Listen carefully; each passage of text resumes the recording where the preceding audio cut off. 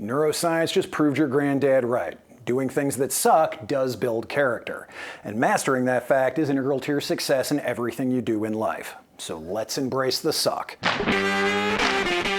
I'm James Merritt, Emergency Manager and Career Soldier, and this is Readiness Nation. And today we're going to unlock your full potential by understanding the science of motivation and discipline. If you're new here, I'm a 21-year veteran of the U.S. Army, both as enlisted and a commissioned officer. And my first 3 degrees are in the organizational sciences. So leadership, teamwork, motivation, discipline, making effective plans, and then successfully executing them are all core to what I do. And whether you're preparing for war, an emergency situation, or you're just trying to make the most out of a totally normal civilian career, you're going to have to do work and accomplish things even when you really don't feel like it. So understanding how to maximize your motivation is good, but understanding that your motivation will always wane and that you'll need to build your discipline to carry you the rest of the way is essential. To illustrate what I mean by this, we're going to look at 2 clips from the Chris Williamson podcast. The first clip is from his conversation with Diary of a CEO podcast host, Steven Bartlett. And I came up with this discipline equation that I'd love to interrogate with you, because I've not thrown it at enough people to know that if it's true or not. So discipline equals the importance of the goal plus, let's just say, the importance of the goal to you. So the subjective importance of the goal. How much does that goal matter to you? Plus the psychological enjoyment you get in the pursuit of the goal, right? So as you pursue the goal, how psychologically enjoyable and reinforcing is that for you? Minus the psychological cost of the pursuit of the goal. So I'll run you through some examples. Simonsinek said to me, well, Steve, I take the bins out at 7 a.m. in the morning yesterday. I didn't want to do that, but I did it. So okay, let's run that through the framework. What would happen if you didn't take the bins out? That sort of underpins and defines the importance of that goal. Well, he'd get a fine and then he'd have an overflowing bin out the front of his house. So the why is high. The psychological enjoyment of pursuing taking the bins out is very low, right? And the friction of getting out of bed at 7 a.m. is high. But thankfully, the why is so strong that regardless of the fact that the enjoyment of the pursuit is low and the friction is high, the behavior still occurs. So the first mistake he's making here is that he's confusing motivation with discipline. What he's outlining is not a bad way to model motivation at all. But motivation and discipline are 2 separate and distinct inputs to productivity. Motivation is your emotional desire to achieve or avoid a specific outcome. So positive motivation is your desire to achieve an outcome, and negative motivation is your desire to avoid an outcome. But in both cases, we're talking about your desire, just as Steven describes. And because it's beneficial to survival, the human brain evolved to be 4 times more sensitive to negative stimuli than positive stimuli. Meaning that the human brain is far more oriented to minimizing loss than it is to pursuing gain. This is demonstrated in economic terms by how willing populations are to accept the status quo no matter how bad it is, and how unwilling populations are to take even the smallest step backwards no matter how insignificant it is. So when you're creating incentivization models for yourself to try to enhance your motivation, it's important to understand that negative motivation is 4 times stronger than positive motivation. But the most important thing you need to understand about motivation is that because it's emotional in nature, it will always fail you at some point. If you get tired enough or uncomfortable enough, your desire for some positive long-term outcome will always take a back seat to addressing your discomfort. Furthermore, if your fear of negative consequences is lower than your level of discomfort, avoiding those negative consequences will always take a back seat to addressing your discomfort. So you can't count on your desire to achieve a goal or avoid consequences to carry you. So I would argue Steven got it wrong in his example about taking the trash out. If you're not familiar, Simonsinek, the man Steven references in the example, is a best-selling author with a net worth of more than $21 million. He's not at all afraid of a fine for not taking the trash out. Furthermore, if his trash was overflowing, most waste management companies offer emergency pickups for an additional nominal fee. So his wealth completely removes any fear of consequences that any other person might have for not taking the trash out. So in Steven's equation, the desire for the outcome is low, the enjoyment of the task is low, and the friction of doing the task is high. So Simon actually has no motivation to do the task. Yet he still does it. So the question Simon asked Steven still remains. Why does he do it? The answer is discipline. And discipline is a completely separate mechanism from motivation. Discipline is how you cognitively override apathy. Discipline comes in when you have little to no emotional desire to perform the task in question, but you know that you need to. Simon isn't going to lose his house because of a fine and an emergency pickup fee. So he's not afraid of them. But they're both a waste of money, and making a habit of incurring those costs will add up over time. So consciously, he knows he still needs to take the trash out. So the second mistake I would say that Stephen is making is that he set up his equation as an absolute value function, where if the sum of the variables he identifies are a positive number, then the behavior occurs. And if the sum is 0 or negative, the behavior doesn't occur. Instead, I would argue that you should think about motivation and discipline in terms of total productivity.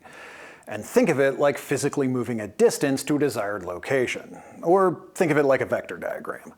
And in this conceptualization, Stephen's variables still work. Your motivation does begin with your desire to get to the end location, taking you some amount of the way.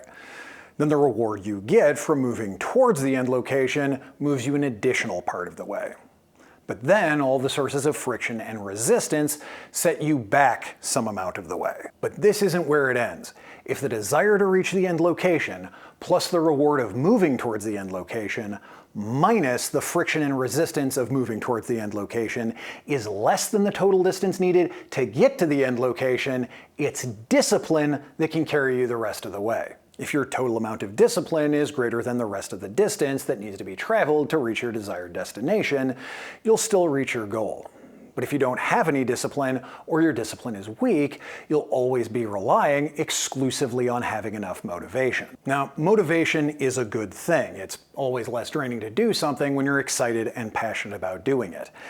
But as we discussed, because motivation is based on your emotional state, and humans emotionally are 4 times more sensitive to the negative than to the positive, your motivation will very often come up short of fully carrying you to your goals. And whereas the point Stephen was making about reducing friction to raise your residual motivation is valid and an important thing to keep in mind, but a lot of tasks in life just suck, and you won't be able to ameliorate how much they suck to the point that you're actually motivated to do them. So you'll always need discipline to cover that gap, or a lot of important but unpleasant things just won't get done. So if motivation will often come up short and we need discipline to cover that gap, the question becomes, how do we develop discipline? And that brings me to the second clip, which is from a different episode of the Chris Williamson podcast featuring neuroscientist and Stanford professor, Dr. Andrew Huberman. One of the most interesting structures in the entire nervous system is one that gets very little coverage, unfortunately. In fact, most neuroscientists aren't aware of what its function is, and it's called the AMCC, which is the anterior mid-cingulate cortex. You have one on each side of the brain. The name isn't really important, but we want it, to the credit of the structure, we should name it the AMCC. The AMCC receives inputs from a lot of interesting brain areas related to reward, related to autonomic function, so how alert or sleepy we are, to prediction error. It's a hub for many, many inputs and outputs, hormone systems, etc. Beautiful experiments done by my colleague Joe Parvisi at Stanford have shown that if you stimulate this brain area, a tiny little brain area in a human, they immediately feel as if some challenge is impending and they're going to meet that challenge. It's a forward center of mass against challenge response. If people are given an easy task, the AMCC isn't activated. If they're given a hard task, in particular a hard task, physical or cognitive, that they really don't want to do, the AMCC levels of activity go through the roof. And here's what's really cool. They gave aging, people age 60 to 79, the task of adding 3 hours extra per week of cardiovascular exercise. Now, that's a lot, right? 3 1-hour, they call them aerobic classes, but getting their heart rate up to about 65, 70% of maximum. So it's getting into like zone 3-ish area. Yeah, people can look up zone 3, but you nailed it, zone 3. The size of their AMCC increased across that 6-month protocol and offset the normal age-related decline in this brain area in terms of its size. The theory that's starting to emerge is that the AMCC isn't just about tenacity and willpower to push through hard things, that it may actually be related to one's will to live, one's will to continue living. And I think these are some of the most important results. By the way, I didn't participate in any of the research that I just described. I spent a lot of time with that literature, but I think it's so important. I mean, we hear about the amygdala, the hippocampus, the prefrontal cortex, all very important brain structures. But if nothing else, hopefully this conversation put the AMCC on the map. The one that literally could create your will to live is the one that's been overlooked a little bit. And it can be. And what's interesting about this structure is that it's involved in generating tenacity and willpower for all things, not just for one situation. And what's really wonderful, I think, about the research literature on this is it's so clear what we need to do.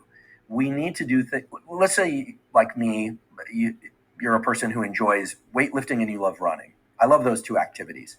Well, guess what? Those activities, even if they're hard, like a hard run that I'm really enjoying, or some hard sets in the gym, not going to increase the size or activity of the AMCC. People love to romanticize the utility of those final 2 reps. Sure, okay, pushing to failure, great. Running hard till your lungs burn, great. But if you enjoy that, you're not increasing your amount of tenacity and willpower, at least according to the research data. What's going to do it is doing something what I call micro sucks or macro sucks. And so micro sucks could be all the little things that you don't want to do during the day. Macro sucks could be the larger things. But of course, you don't want to do things that are going to damage you psychologically or physically. Of course. But everyone, I believe, would benefit from picking a few micro sucks. So first, neuroscience has actually identified the part of the brain that generates discipline. And second, it's actually scientifically proven your grandfather correct when he used to tell you that doing things that suck builds character. Or more accurately, discipline. To build discipline, you actually have to do things you specifically don't want to do. The thing in question can't just be hard. And it doesn't even have to be hard. It just has to be something you genuinely don't want to do. So the key to building discipline is just as Dr. Huberman said, systematically incorporating micro-sucks into your life.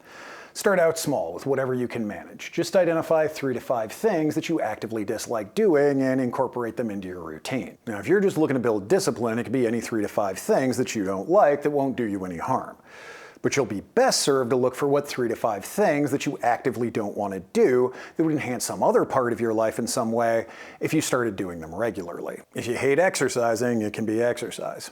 If you hate eating vegetables, it can be eating vegetables.